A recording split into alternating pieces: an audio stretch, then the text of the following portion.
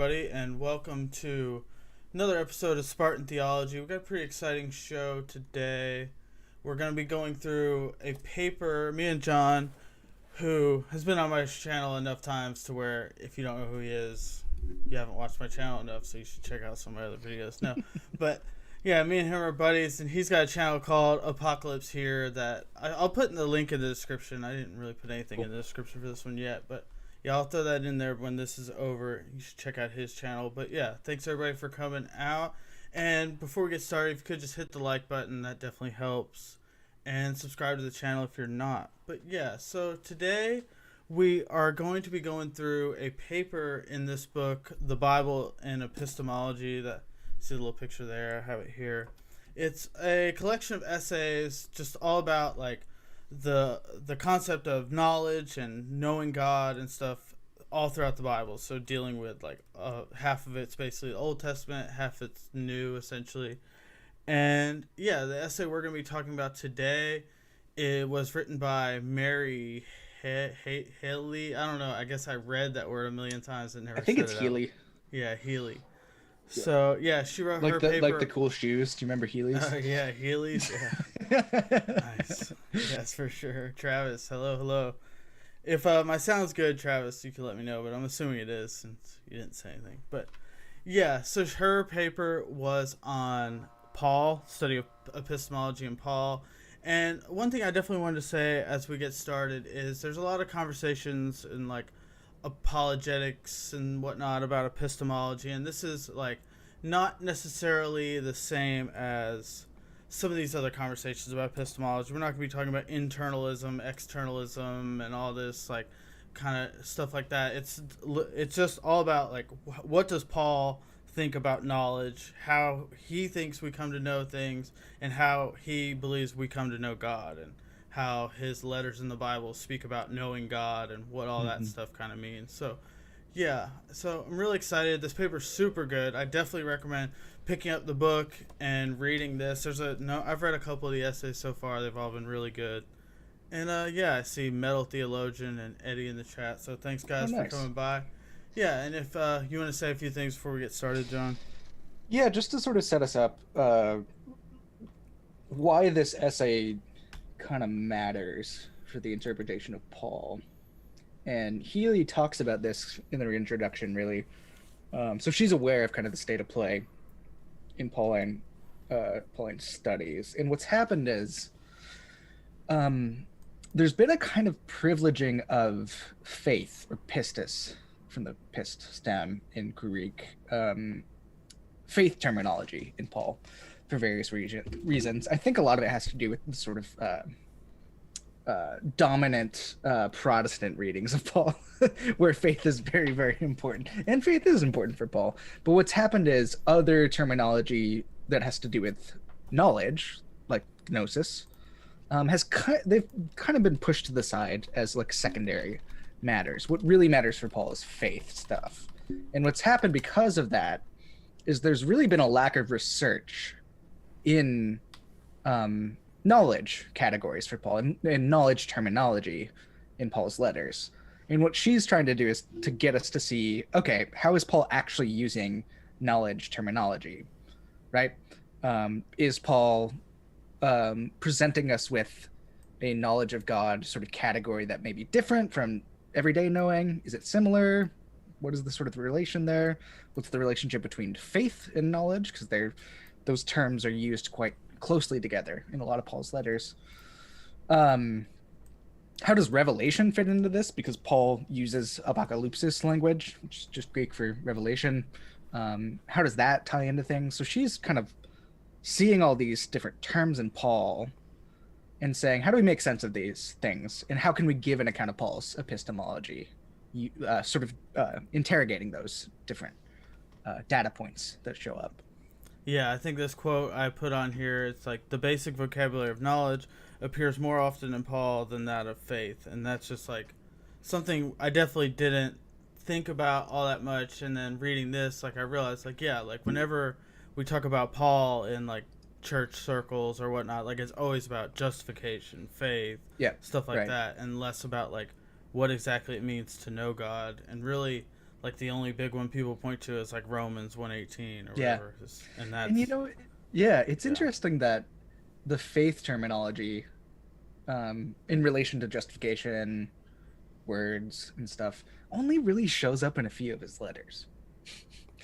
And it's very contingent and contextual when he's actually using that terminology. So it's interesting that we've sort of extrapolated that into, oh, this is the heart of Paul's theology when he's using this stuff. And I think Protestant theology has sort of done that, not always in bad ways, but I think it can kind of muddle up the discussion. Once you really hit the faith stuff too hard, it kind of, stuff that's really important to Paul kind of falls to the background, I think. And I think this is one of those instances, for sure. Yeah, for sure.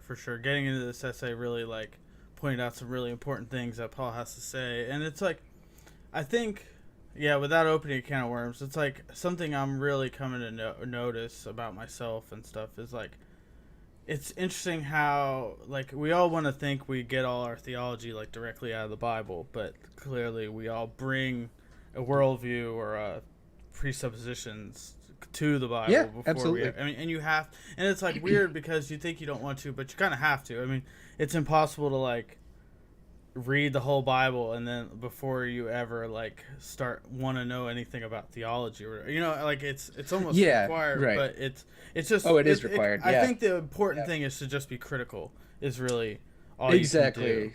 Yeah, it's being critical and interrogating those presuppositions, and also being honest about them, putting them out on the table and being like, this is where I'm coming from, and making sure that those presuppositions are good ones and that they're actually true, right? So we all have presuppositions. Some of them are better than others for grasping something like what Paul is doing in his text. Yeah, but it's definitely like with this whole faith thing, it's like, well, that's what people talk about when it comes to Paul, so you just kind of assume that that's what all his letters are about. And like, but it'd be nice if you could just sit down in 10 minutes and read like the entire New Testament and then realize like, oh, it doesn't talk about it that much. But I mean, it takes a long time. So it's like, it's a challenge. So something like this is really important. But so we can kind of move over. So the essay is broken down into two like main sections, and then like each main section is obviously a bunch of small headers. But this first part is all about Revelation and Paul. And yeah, so for this, like, in the beginning, like, you can see on this slide, it really, for Paul, like, knowledge and revelation are, I don't know, I don't guess you want to say, like, the same thing, but they're definitely, like, parts of the same thing, or whatever. Like, I don't know, how would you kind of set this up maybe a little bit? I'm trying to think. Yeah, exactly, I think like, you could talk about them as referring to the same reality, which is God arriving and disclosing information and also joining in relationship with you.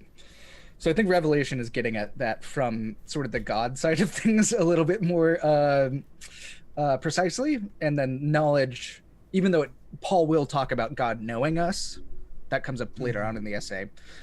Knowledge stuff seems to be more about the upward human act of knowing, right? Yeah. As you have on the slide. Yeah, I got like so they're really getting at the same thing. Yeah, they're getting at the same thing. They're just sort of coming at it in sort of different ways, I think. Yeah, and I think something she pointed out that I put too is like, for Paul, it's always God who takes initiative in Revelation. It's never like us introspecting or anything like that. Right. Like, it is always, for us to know God, he has to reveal himself to us. Right. Which again is that's pushing against a whole history of interpretation of Paul, which is about introspection and figuring out that you have a problem. You need to find Jesus. You look inward, you struggle, you can't do it, and then you go on and have faith, right? Yeah. So it's really putting the knowledge of God in the hands of God, which is where it belongs, is a really powerful kind of way of resisting that long history of reading Paul. Yeah, and she really leans on 1 Corinthians 2, listed over here, 2, 6 through 16. It's like 6 to 16, really where she's leaning on for a lot of this. So, yeah, but as we kind of move forward, so this next slide is all about Revelation as God's self-disclosure. And this, like, the big thing that I took away from this is, like, if you see my little picture I kind of put here, it's like God's revelation is his plan that's been there from the beginning. I think she really, like, emphasizes that, like, there's not, like, a plan B or anything like that. Like, this is God's revelation is his plan, and it is firmly grounded in Jesus, like in the historical event of Jesus being born, Jesus living his life, being crucified, and resurrecting. Like, that is God's revelation. It's not like, I mean, yeah, she says, like, it's firmly foundationally rooted in the historical event of Jesus for Paul. It's not, like we said here, and like that's where God shows up. Exactly. Yeah, exactly. It's in that. There's real emphasis on what we would call particularity, right? It's the specific person that God is really disclosing himself in. It's that person, Jesus. Another part of this too, which we have on there as well, is her reference to mysterion language, mystery. Mysteria. T.J. Lang, who's a New Testament professor at St. Andrews in Scotland. He's a Duke alum. Has done some wonderful work on divine mysterion language in Paul and also the patristic sources. And what she's doing with it is really just linking hands with his kind of bigger project on mysterion, which is that it's referring to a divine secret of God's inmost being and sort of plan for the cosmos that's revealed. So a mystery isn't just a secret that's sort of withheld from people. It's a secret that's revealed and disclosed to people. So when we see mystery language in Paul, it's not stuff you don't know, it's stuff you do know, right? Which clashes with, I think, the way that we use mystery language in our English language, which is something to be solved, that we go, mystery novels, movies, all that sort of stuff. That's not what Greek mysterion is actually referring to. So part of God's self-disclosure is the disclosure of this mystery, of this divine secret to people through Jesus, right? He's the one where we see God's inmost being fully and definitively in person, right? It makes sense too that, like, mystery, like a God related mystery, like, I'm just like putting this together too, like, if God wanted to keep, like, a mystery, we think, like you're saying, like something we gotta, like, solve or figure out, you know, looking at clues. Right. But if God wanted to keep something like a mystery, we just wouldn't even know it existed. You know, like, I don't think he's gonna, like, we wouldn't even be able to call it a mystery. Accidentally left some footprints behind or something. You know, like, it makes a lot of sense that, like, in relation to God, that a mystery would be something that's like a secret that's been revealed. Yeah. Another important dimension of this section that we've got up there is about the object of revelation, which is really God's self. That's the object of revelation. It's under God's control. It's not under some other controls or initiation or something like that. It's really coming from God, because that revelation is about God. It concerns God. It's under God's initiative, as you've said. God is the one actually doing this, which means it can't be confined, and this is important, it cannot be confined to rational formulations. We can't sort of fit God into pre-existing categories of inquiry and discovery. However beneficial those things may be, they can't really grasp what's going on in Revelation, right? This is all coming from God as an important Christian word, as a gift of grace. It's all grace. It's a gift. Yeah, for sure. And I think that's something that's, like, hard to really, like, accept or whatever, that we can't. We want to be in control for sure. And it's humbling. Like, exactly. Nobody wants to be humbled. It's a humbling admission that this stuff isn't under our control. The process of knowledge of God is not under our control. Yeah, she definitely, like, founds this whole thing on, like, that fact. For sure. Also, we should mention that Mary Healy is Catholic, which is interesting because her stuff really, for me, in terms of where I'm coming from in the Pauline school that I'm a part of, which is sort of apocalyptic readings, which really emphasize revelation strongly. What she's doing is, and it's quite a Protestant kind of phenomenon, apocalyptic theology. What she's doing is really, really resonant with apocalyptic concerns about Paul. So I was kind of surprised about that, actually. But yeah, she leans on Bart a decent amount Yeah. in here, but like it is interesting how like her Catholicness or whatever like comes out a little bit in a few parts of it. For Yeah, sure. and we like, can talk about not that like it's for a sure. bad thing Yeah. or whatever. I don't want No, to no. come across as like, but just there are some specific things that Catholics like differ in, and that definitely comes out in this article a little bit. But she's like very open to this idea, which is really, really interesting. For sure. And so next slide, we have Revelation as a personal encounter. So, yeah, and this one, like this first point, Revelation is mediated by the proclamation of Jesus, i.e. preaching. Yeah, so like Revelation is not like just this like ethereal thing or whatever, like a random feeling or whatever. Like it's completely grounded in the preaching of Christ crucified, and that's like something that really resonates with this like at Fleming Rutledge book that I'm reading too. Like she talks a lot. Good I'm connection. like kind of putting that together. Yeah, where she talks about like the power of the gospel basically, or like the power of the Christ crucified, the preaching of Christ crucified, whatever the wording is. But it's a weirdly like Lutheran move because Luther is all about the word and the proclaiming the word and the word sort of speaking and communicating to us, and we're kind of speaking that word to other people. So that was actually kind of surprising to me, where preaching, it's because she's reading Paul carefully, because Paul is doing this, but preaching and that communication of Christ is mediating revelation to people. So it's using this really practical and everyday kind of medium to show up in people's lives, right? And like you said, it's not just this sort of like novum that has, or ethereal sort of thing that just like arrives without any sort of mediation. It can do that. It happened to Paul that way, but it seems like a lot of times in Paul's letters, he describes it differently. He'll describe it as being mediated by people and through proclamations about Jesus Christ, right? Mm-hmm. Yeah.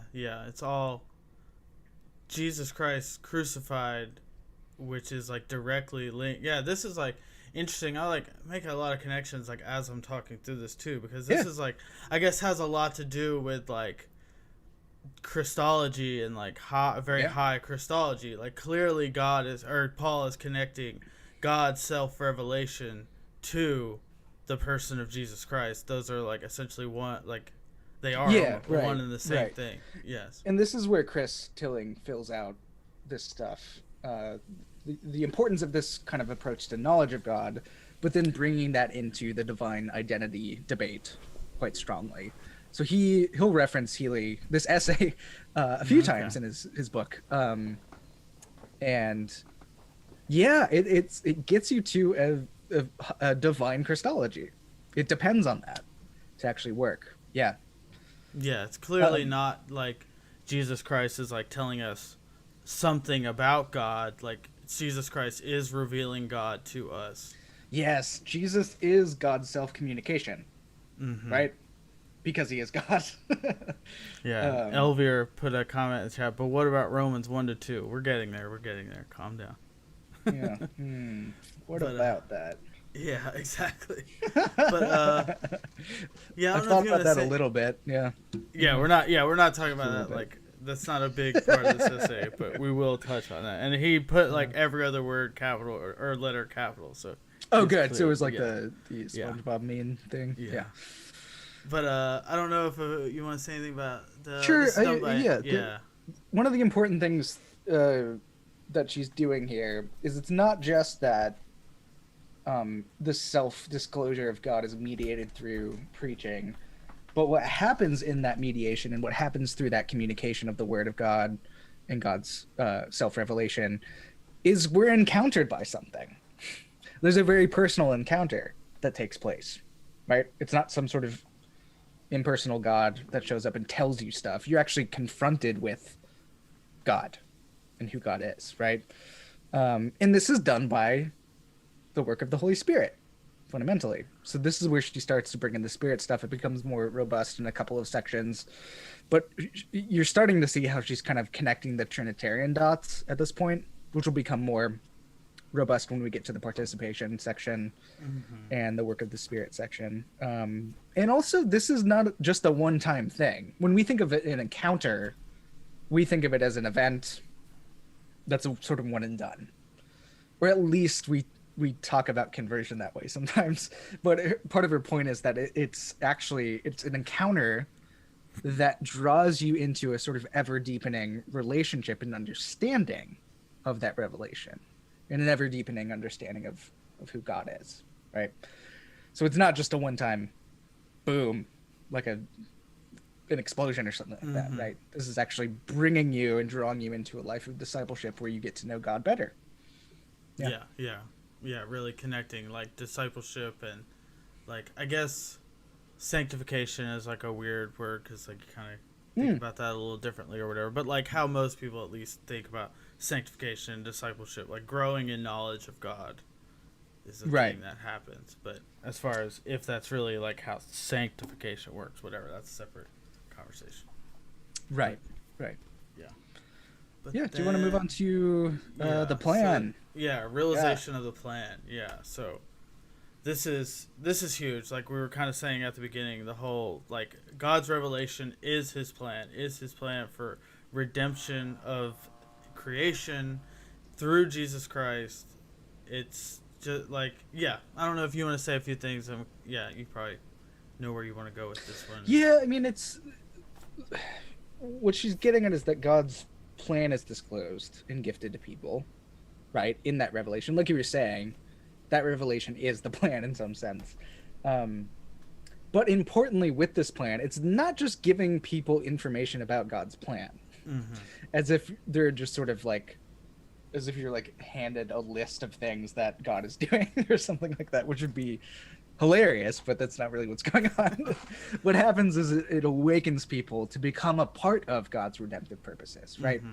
And we can talk about the language she uses at the end of this. I think she talks about it as people assimilating God's redemptive purposes.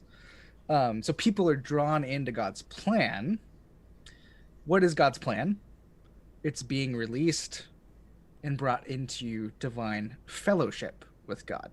Being released from the problems that we're involved with to essentially rejoin God's loving fellowship that's been in place from before the foundation of the world.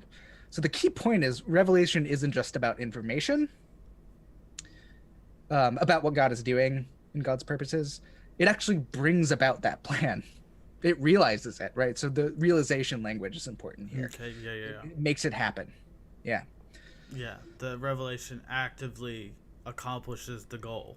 That's right. Like you said, not just like, this is what's happening, you didn't even realize or whatever. It's like, no, now that you know this and you can become in a relationship with God, you can take part in this plan, even though you were a part of the plan even before you knew it too, which is exactly really so that gets us to the assimilation language, which I have certain reservations about,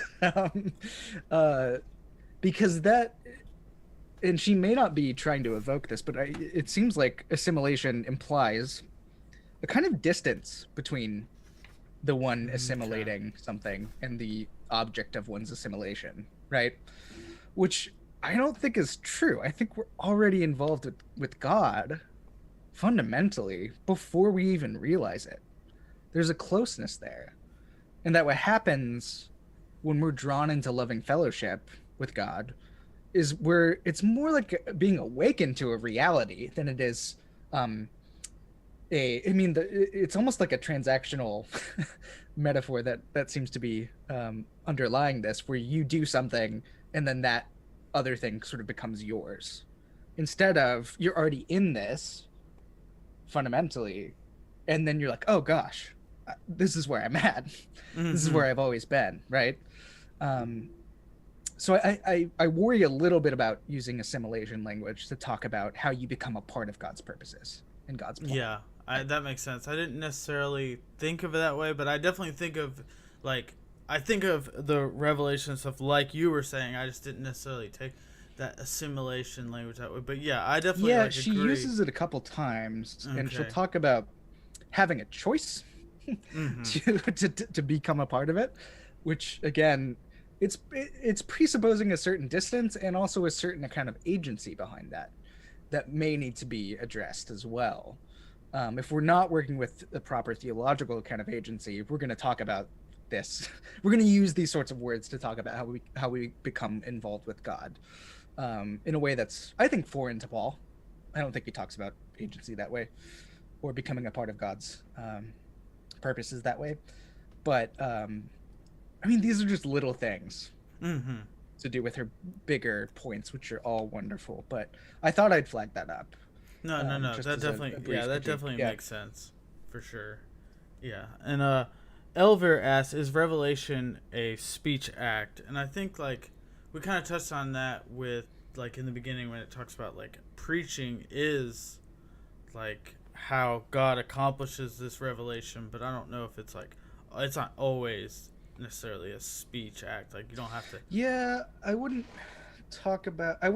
Yeah. really bring in speech act theory here, because basically this is the gift of God's self. Mm-hmm. It's not just God saying stuff and then that being an activity in itself. God is actually showing up in person. That's God when we look at Jesus. As incredible as that is, that's God. That's the gift of God, right? That's what Revelation is that person. Yeah. Yeah, and I also think too, like the whole idea you can have two people like sit in the same sermon or whatever, and like one person is like really moved, and like so clearly it's not like the words themselves that are doing the work or whatever. It's No, more yeah, like yeah. the Spirit through somebody or whatever. Yeah, yeah. I think, and I'm it's cool clearly with... not. Yeah, it's not the exact words you use. Like, and like the whole idea, like, I mean, shoot, there were people that like become Christian from like some ridiculous preaching. Yeah, I was gonna bring like, that up too. Yeah, like, there's nothing wrong with that. Yeah, even if there's horrible preaching happening, God can still arrive and like work in spite of those words, and sometimes even through some of those fragile and inaccurate words, to encounter people and for people to encounter God, right? So there may be a speech act sort of dimension of this. I'm cool with that. Luther, that sounds a lot like what Luther does with the word. Which, yeah, there's a place for that. I just don't think that actually gets fundamentally to what Revelation is actually all about. Yeah, maybe it's a dimension of it. I would be happy with that. Yeah. So now we're into this next section, which talks much more about like knowledge in Paul and like what, like she asks some of these questions, like what are the characteristics of this knowledge? What does this knowledge have to do with faith? Because faith clearly is an important thing in Paul or for Paul. And what, if anything, is distinct about this knowledge is something she brought up. Like, is this just, like, how do we know this is something different than just, like, everyday knowledge or whatever? And, yeah, so she kind of, this is, like, where the real, I mean, there's a lot of good stuff in this Revelation part, but this is where it really, like, the whole, like, God knowing us and us knowing God, like, I really enjoyed this part for sure. Yeah, the Revelation sections are really... It seems like we're sort of framing sections. They're kind of getting you to think in this different sort of way about Paul. And now, okay, let's talk about knowledge and how that relates to faith and all these different things. And you've got the Paul identifies knowledge as the human response, which I think is great language to use, a human response to God's revelation, right? Yeah, it's definitely initiated by God, just like how she started at the beginning. Like Revelation is always initiated by God. Our knowledge is a response. We only know things because we're responding to Revelation. We can't know anything if God doesn't want to reveal it to us, essentially. Exactly.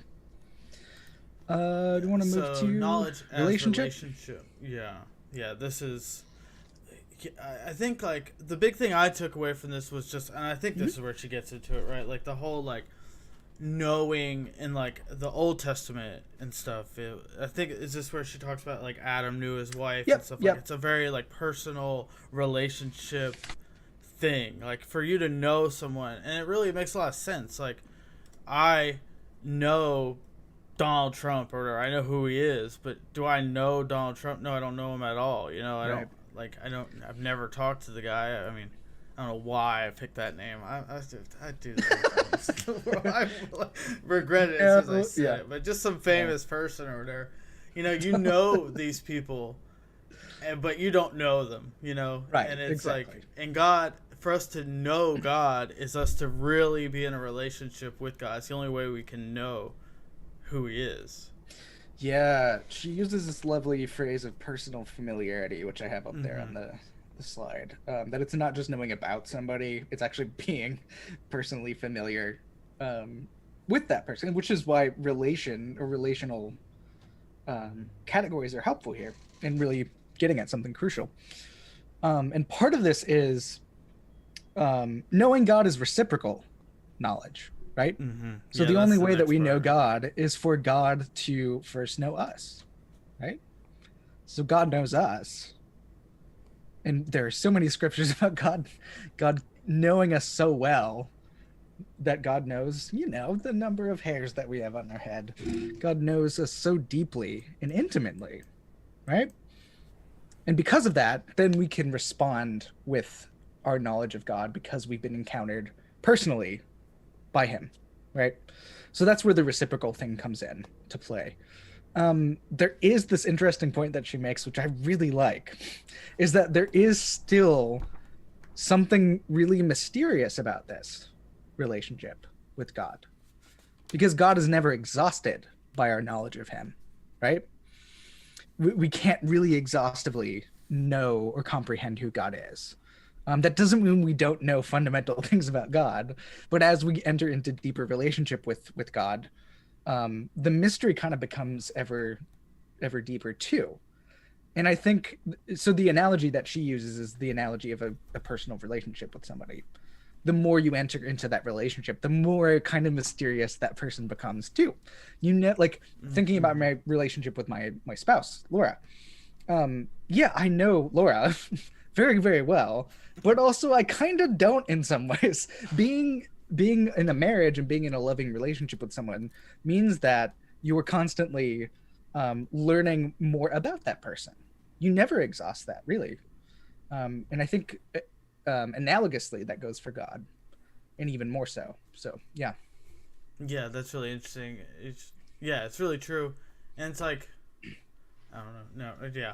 It really is like, yeah, the more you know, it's almost like the whole idea, the more you know you don't know or whatever. Like as you really get to know someone, it gets a lot different. But this is where she also touches on something we definitely want to talk about, which I'll kind of like read out this line and we can talk about it or whatever. But it says, the knowledge bestowed by the Spirit has overcome the spiritual blindness of the old covenant, in which people could not penetrate through God's deeds to an understanding of God himself. This new revelatory knowledge accumulates in our having a share in the mind of Christ, giving us a way of access to the previously inaccessible thoughts of God. Yeah, we definitely wanted to like touch on this part. I'll let you go ahead and because this can get a little tricky. I don't.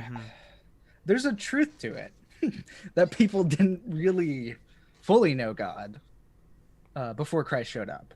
Yeah, we can affirm that. I worry a little bit about the language of spiritual blindness in some sense. I think that can be used in potentially anti-Semitic ways, where it's like, oh, the Jews were just blind to the truth about God that was showing up to them and in front of them, and they just didn't get it, right?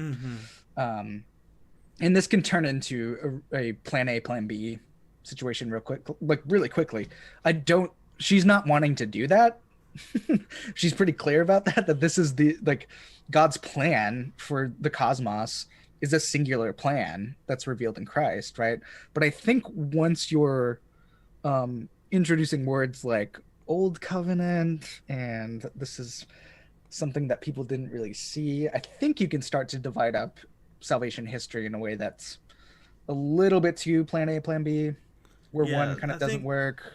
Yeah, the term spiritual blindness is definitely like where, like, I understand because like if you're blind, you like literally do not have access to see the things directly in front of you or whatever. But but it sounds like when I think of blind, like it seems like those things are there. It's just you're not seeing them or whatever. And I would think of it more like we it's just did not have access to that. Yeah.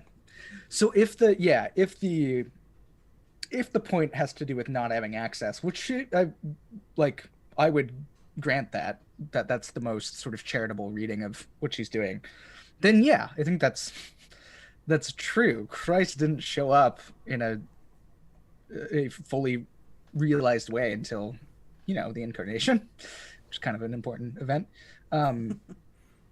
But I would want to know, like, what she thinks about, and this is obviously just speculative stuff, but like what she would think about what does it mean for God to be involved with the Jewish people in history prior to the Incarnation, in space and time? What does that mean?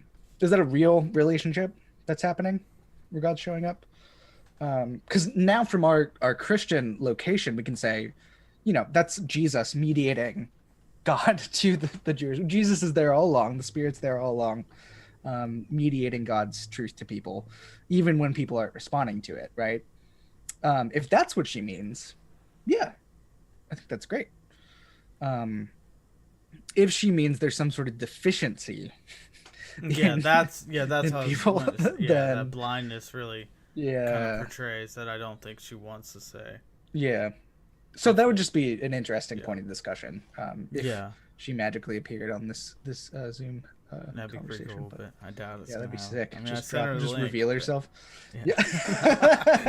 Yeah, that's right.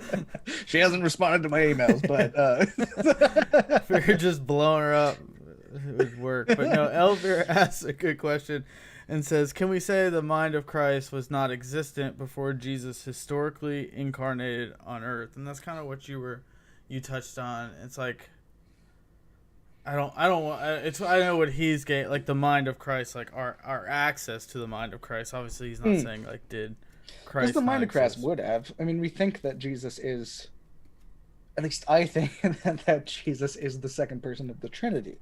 Yeah, and I mean that quite literally. Everyone does. I mean that quite literally, that Jesus is the second person of the Trinity. This is Robert Jensen's insights, which I find quite persuasive, that Jesus actually is present as one person of the triune God to Israel, right? Prior to, quote unquote, his incarnation in space and time. So yeah, I think there is the mind of Christ going on there in some way. Obviously, the Hebrew scriptures don't talk about that because they don't talk about Jesus specifically in the terminology, right? Or narratives that go on there. But yeah. Hang on one second, Ethan. Oh, that's fine. My computer's being weird. It says I only have 6% battery. Yeah, well, get more batteries. That doesn't make sense. Put a couple. Oh, battery's not charging. Okay, let me I may have to drop out. Yeah, that's fine. My adapter's doing something weird, but yeah. Okay. Give me a second and I'll come back on. That's fine. Right? I'll entertain the people. Don't worry. Yeah. I'll keep them. Yeah. I'll tell some jokes or something. Sounds good. Do a stand-up routine. Yeah. I got it ready. Hold up. Let me pull out. Yeah. Well, John just ditched me. No, he'll definitely be back. But yeah, does the Holy Spirit change her action between the Old Testament and New Testament? I'd love to hear John's thoughts on that. I don't think I'd feel comfortable saying that, but it's definitely here. I'll pull that up so it's a little better. But yeah, I definitely. Oh, he's got that same Wi-Fi as Josh. Tell a story about Texas. Oh my gosh, don't come. Texas last week was wild, to say the least. Yeah, we got ridiculous ice storm that doesn't normally happen in Texas, and Texas definitely couldn't handle it. And I realized too, I'm like, John's probably trying to join the thing, and I can't.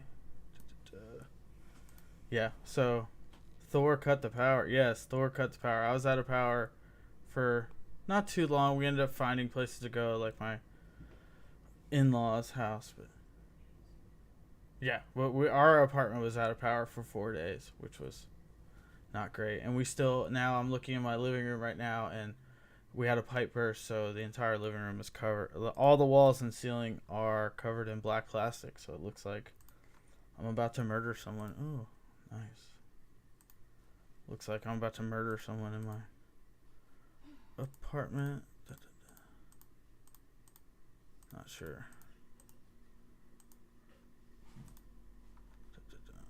Way to go, John.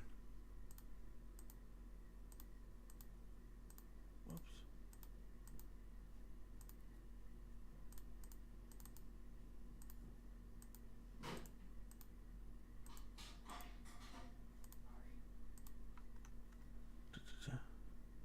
Yeah, it was wild. Here's John.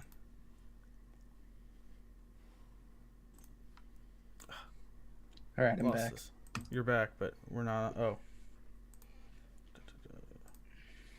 Stop. Oh, did you lose the stream? No, I didn't lose the stream. I just lost, like, it. OBS is really weird, so it just, like, isn't showing us on the screen. There we go. Now we're up there. Oh, okay, cool. They could hear us. But yeah, we're back. Yeah, I try to switch around and things start going crazy, so then, like, I should have just left it on my whatever. No. Yeah, I was telling people about how we lost power and how my living room is covered in black plastic.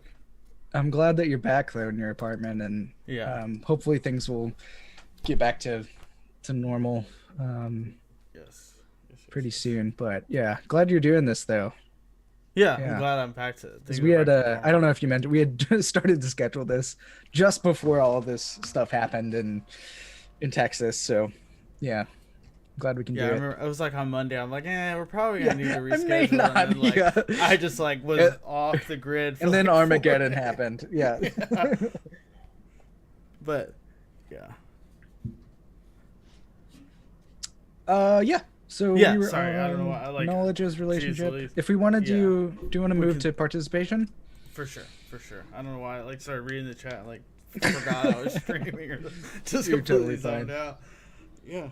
So there's that. Yeah, so knowledge as participation and the role of the Holy Spirit. Yeah, we kind of combine these two sections because this is kind of where she kind of gets into like the participation thing is very linked to like participation in the Catholic Church.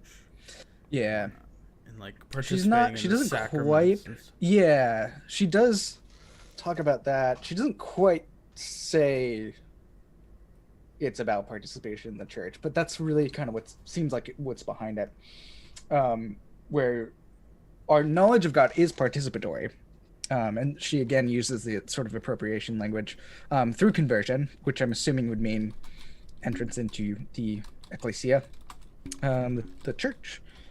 So our response to this, to being participants in this knowledge, is through gratitude and worship, and also the sacraments as well, partaking in the body and blood of Christ, the rite of baptism. All of those different things are a response to being involved as participants in this knowledge. So that's kind of actually where she stops. It's a very short section on participation, which I was kind of shocked about, because I think participatory categories are just overwhelmingly in Paul's letters, especially to do with the in Christ stuff. And you have knowledge and faith language there too. So it's interesting that she doesn't really get into a lot of the in Christ stuff and how that connects. But it's a short essay, so I can't really blame her. So she talks about, go ahead. No, I saw Elvira brought something up earlier that kind of relates to this too. It's a little, but like, is revelation contingent upon discipleship, or is discipleship contingent upon revelation? I think that kind of relates to this participatory thing or whatever. And I would say revelation. Like, go ahead. Revelation is not contingent upon anything. At least I think properly understood.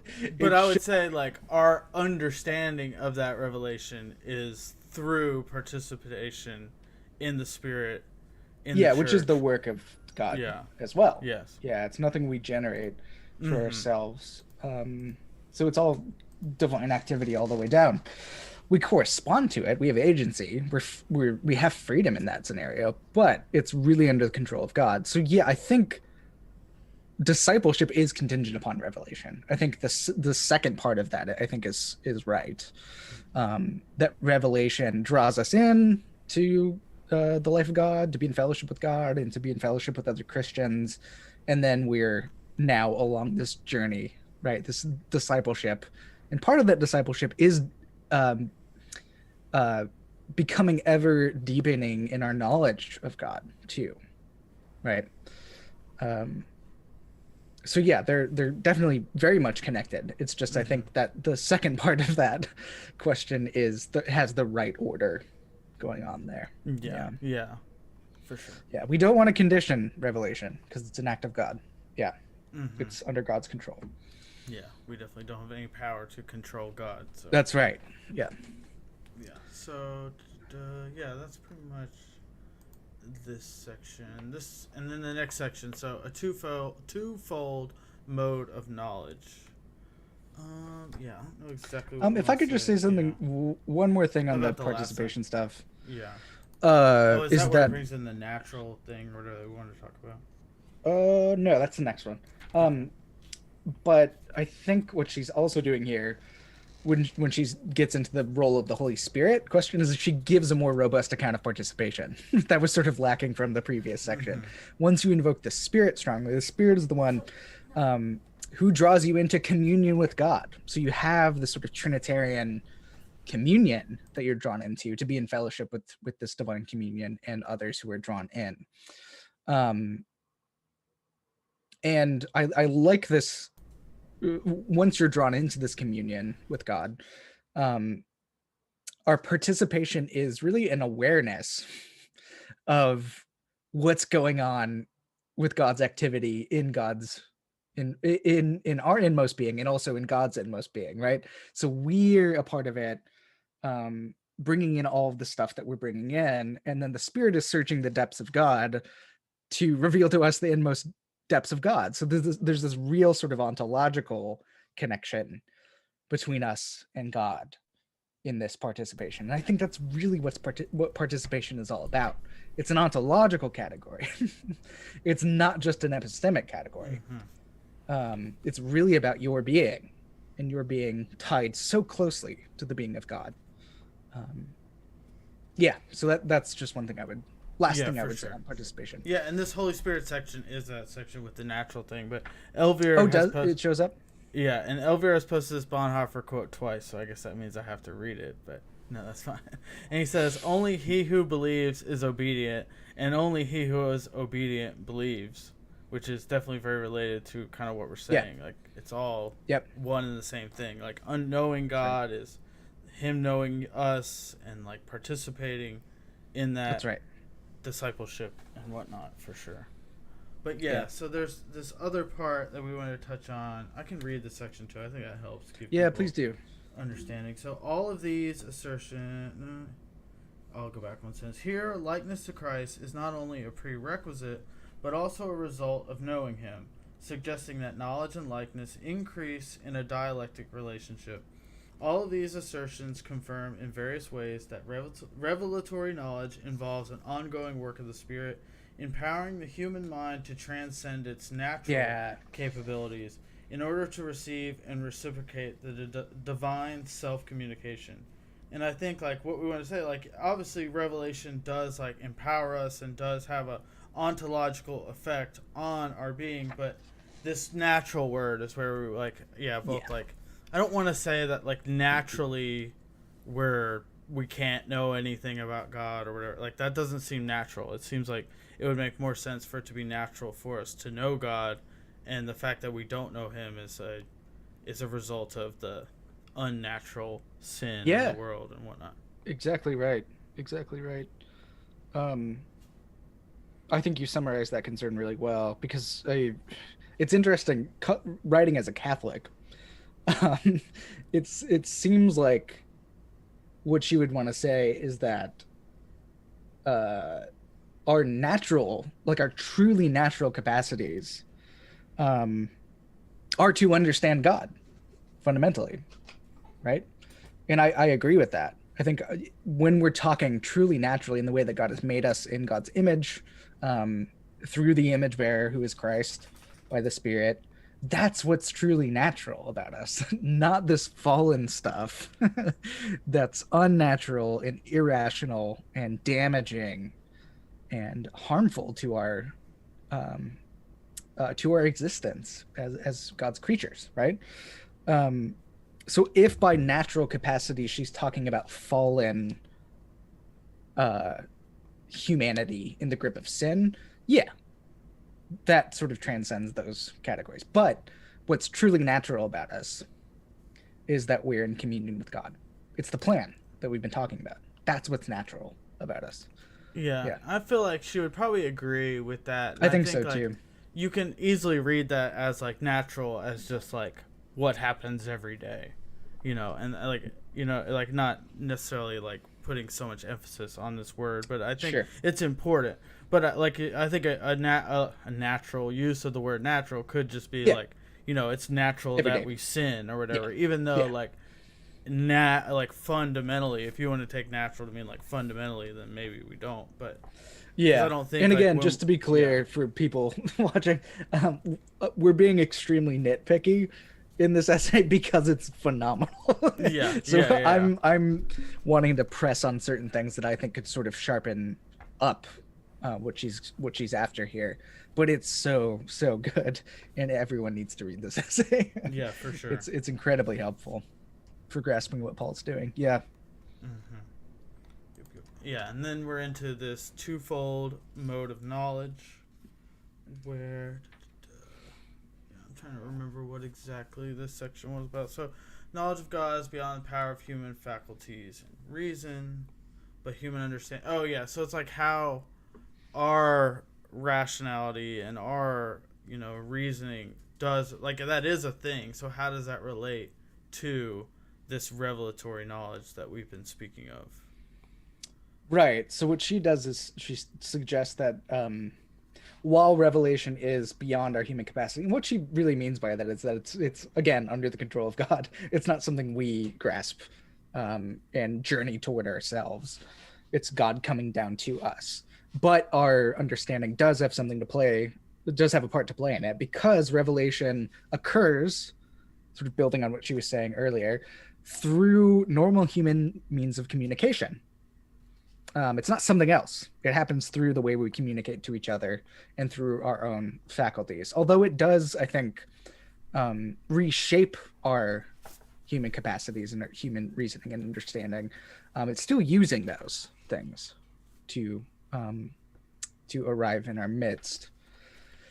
The other thing that she does quite brilliantly, because she's not wanting to go with this twofold mode of knowledge, I don't think. I think what she's wanting to say is that basically revelatory knowledge gives us a new way of seeing everything.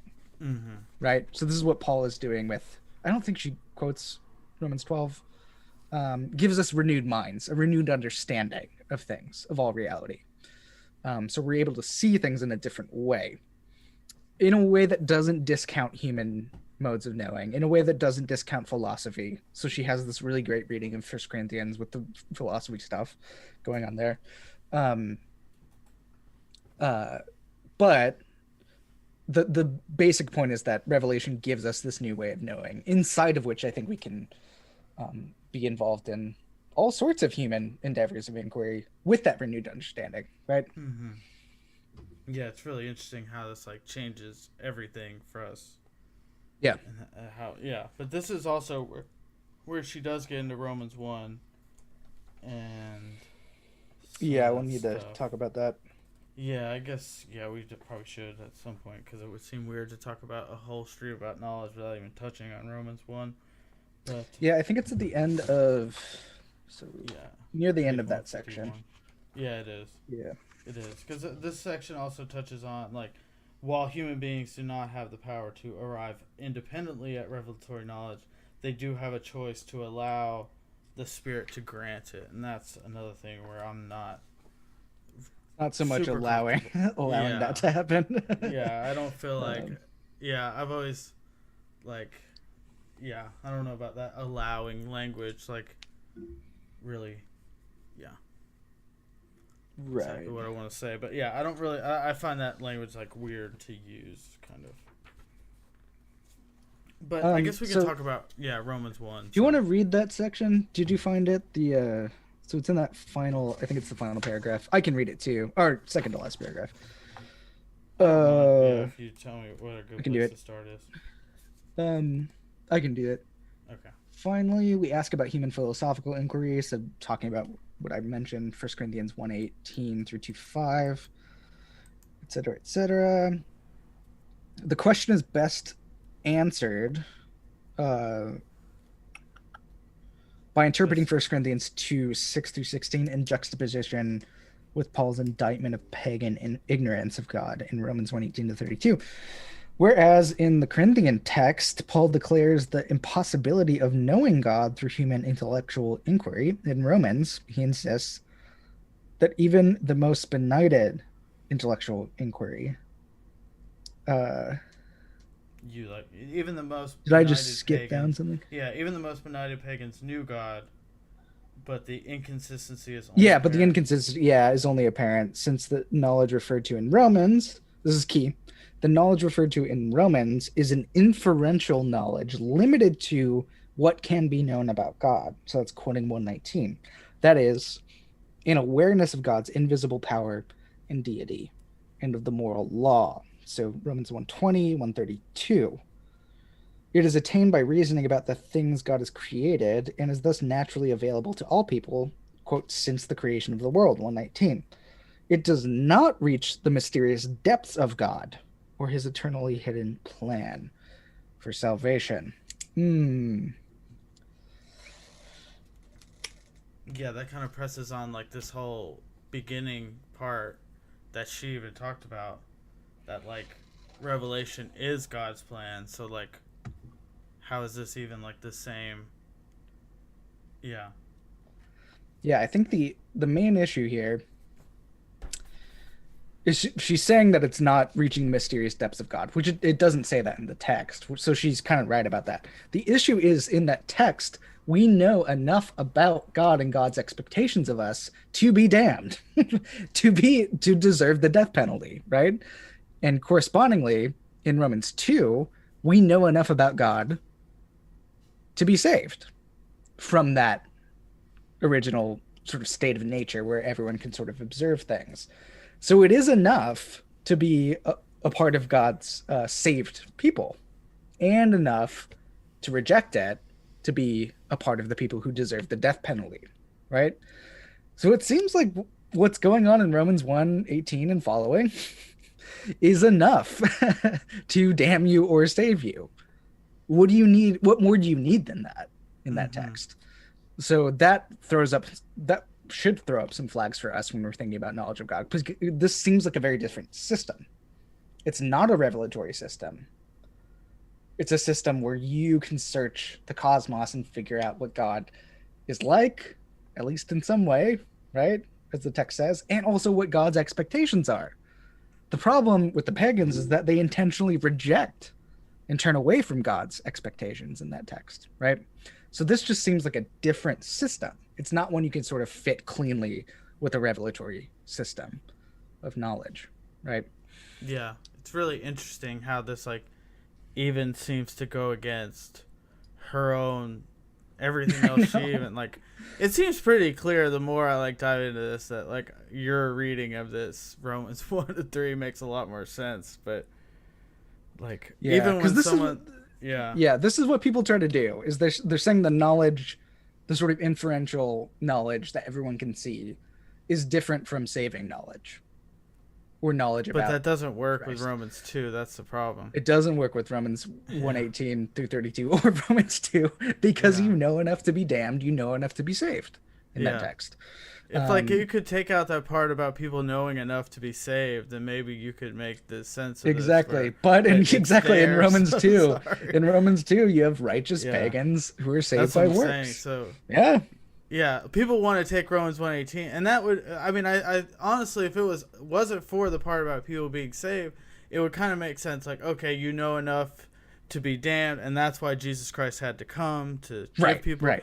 But what about these people who are saved? Yeah, Like, it's those pesky pagans that show up getting saved by works. That's I mean, that's a problem. It's a problem that Romans and commentators have struggled with. Believe that, like, he doesn't really mean that. They're actually Christians in the text. Yeah. Christians who know nothing about Christ in the text, but they're just doing works. Yeah, that sounds like a Christian to me. Yeah, for sure. But yeah, it's really interesting. It's really, really interesting to see people like wrestle with this passage or whatever. It it trips everybody up basically, but like you just kind of have to realize like, okay, let's think about this a lot differently. Right. And watch John's video on his channel about reading Romans 1-3. Yeah, I just did a lecture at St. Mellitus College on Romans 1-3, and it was really interesting hearing the responses to it, because it's the same sorts of responses come out, which is Paul's not really talking about this here. What he really means here is this, and this. What he really means with righteous pagans is that they're Christians. What he really means with people getting saved by works, he doesn't really mean works. It's something else. He's doing something different with that word there, right? So there are ways of trying to nip and tuck the argument, and it's a sustained argument in the text from Romans 1:18 through 20, right? But once you screw with the argument, the entire integrity of the text falls apart. So what you need to do is something else. You don't mess with the argument in the text. There's some Socratic stuff going on. There's something else. No, that's what's interesting is that like your reading is like taking everything just more at what it's saying or whatever. Yeah, the text says what it says. At the end of the day, it says what it says. The argument is the same as people who are involved in sort of Lutheran readings of it. I agree with them exegetically and at the level of semantics in the Greek. Yeah, same page. But there's something else going on. Yeah, but we definitely not to go down that rabbit hole, but yeah. Okay, so, knowledge and faith. Yeah, for sure, knowledge and faith. So, what are we getting at in this section? Faith evidences one's knowing, participation in the triune communion. Faith and knowledge are expected to deepen one's life. Yeah, this is a question Elvir asked is definitely relates this to. He said, does revelation change our emotions first or our logic? Like, is it emotive? Exactly. Yeah, I'm trying to think. Like, I know this kind of relates to that second bullet point you put here. Faith and knowledge are expected to deepen one's life. Like, deepening. How does this knowledge? Yeah, I don't know if you have a. I wouldn't want to break it up sequentially quite like that. I think it does something to both, and I would want to go with the simultaneity there. I don't think we can sort of. Yeah, I mean, all of these tendencies to disrupt sequence is coming from Jeff McSwain. I think it needs to be a simultaneous. I think it just is, because I don't know how we would know which one comes first. Yeah, I don't know how we would know which thing comes first in our situation. But I do think those things are transformed and healed, really. But it's probably simultaneous. I think I would go with that. For sure. Yeah, what do we want to touch on here? Yeah, I'm trying to think.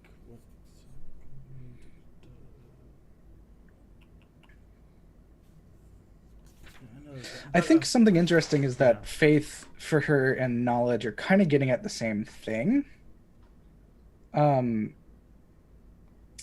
Knowledge being sort of personal acquaintance with God. Faith is kind of getting at the same thing, but it's really getting at the sort of ongoing trust that's involved in knowing somebody, right? So they're really getting at the same reality. Similar to what we were talking about before with, I think it was knowledge and revelation. I think they're all kind of getting at the different aspects of the same thing. I think faith, which is why Paul situates faith a lot of the time in the context of discipleship. It's the fruit of the Spirit for Paul, right? So it's indicating this ongoing trust and fidelity to the one that you're knowing.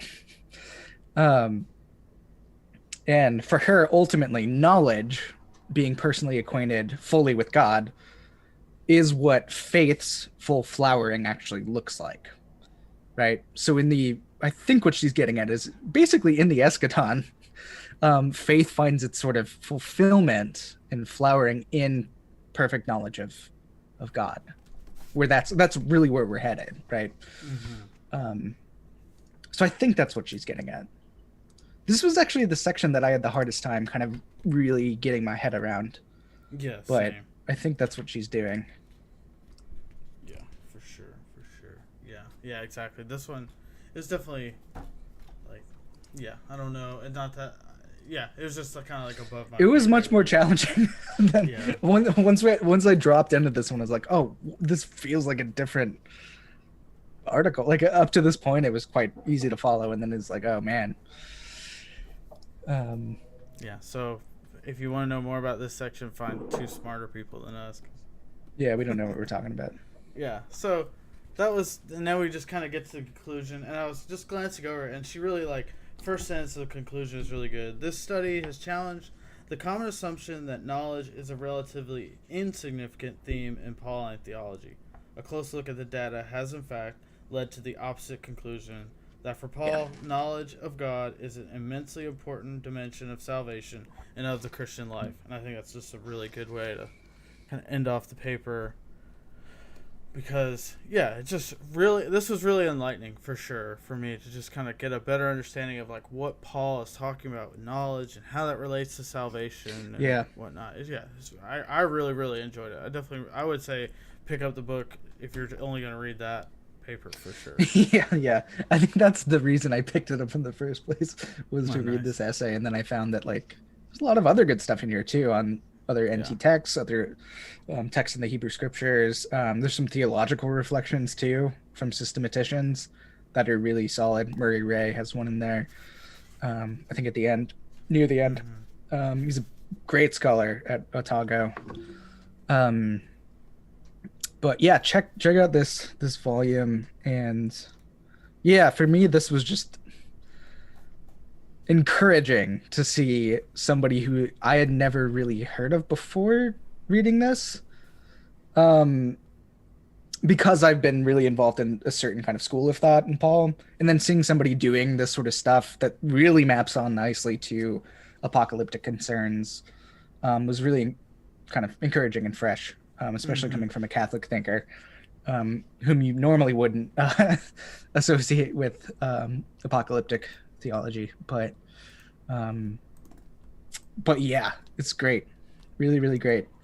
I think the one thing that I think could have beefed this up quite a bit more would be to tease out the question of divine and human agency more clearly.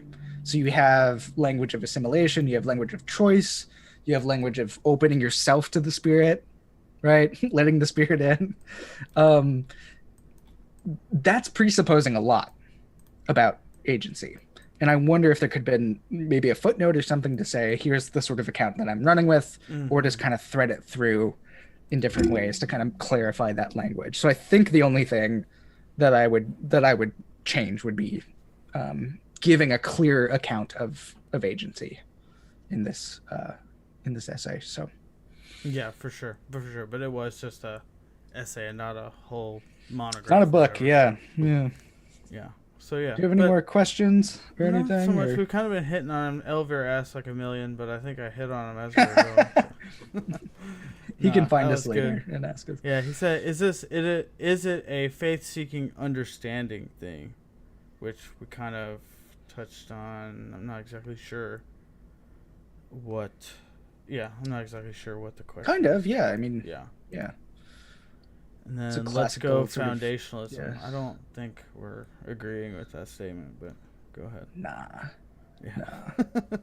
Yeah, I don't know. I don't really. The only foundationalism I would go for is a Christological foundationalism, which isn't really foundationalist in the sort of sense that I'm worried about. But yeah, if someone were to press me and be like, "What's your foundation?" Yeah, it's Jesus. So that's yeah. I don't really I don't necessarily understand that word, because I mean everything has to have some sort of foundation or whatever. Sure, but so I don't really. Yeah, know what foundationalism is Yeah. deriving, at least in the theological context, is deriving certain truths about God that are self-evident to you, Yeah, so and like then you a sort of priori construct. knowledge or whatever is Yeah, like our exactly. Then you sort foundation of or something. construct your account of God and build upon those initial premises that you've derived. And some people do this a lot. Yeah. Yeah, some people do that a lot. That's a good way to put it. Some people definitely do that a lot. All right, yeah. Well, I appreciate everybody watching. We're right at like an hour and 12 minutes. Yeah, We this got was through fun. This whole paper. This was really good. Hope you guys enjoyed it. If you stuck around the whole way through, I really appreciate it. Yeah, I'm not going to say your name. I was about to say it, but it's a joke, which he's a good person, but his name is a joke, and I'm not going to say it. That's the whole point. And Elvira and Eddie and Middle Theologian and anybody else who stuck around or who made it to the end, definitely subscribe. I got some more stuff coming out soon. Not exactly sure of anything like precisely scheduled, but there's always more stuff coming out. And I appreciate it. Check out John's channel. Yeah, can I plug something for March? Go ahead. For me, so we're gonna have on Todd McGowan, who is he's a film scholar who's written quite a bit on certain philosophers, especially Hegel.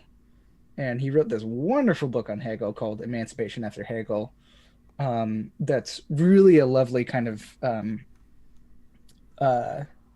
account of what Hegel is really doing when he's really been captured by certain caricatures of his thinking by a lot of philosophers, really. And then the sort of political and social benefits of this reading, which I think are really, really powerful. And actually,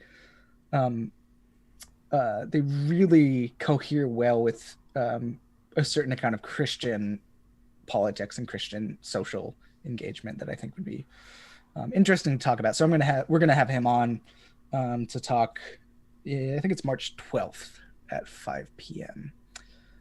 So those of you who are suspicious of Hegel, which I'm sure some of you are, this may give you a different kind of approach to him that you've never really heard or seen before. So I'm excited about that. Yeah.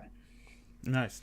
Yeah, that'll be cool. I don't know much about Hegel, so Hegel doesn't know much about Hegel either. Yeah, sure. That's kind of the. I could plug one thing. I could plug next week is my birthday, so you people Happy watching birthday, this, almost. and share it or something. Get me more subscribers for my birthday. How about that? Yeah.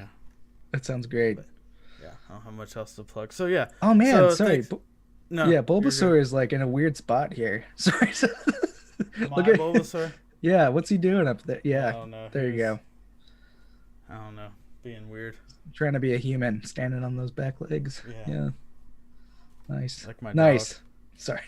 All right, we're ending. I'll let you actually sign off. No, I was going to. I'm telling you, I'm kind of losing it. All right, thanks everybody for watching. You're fine.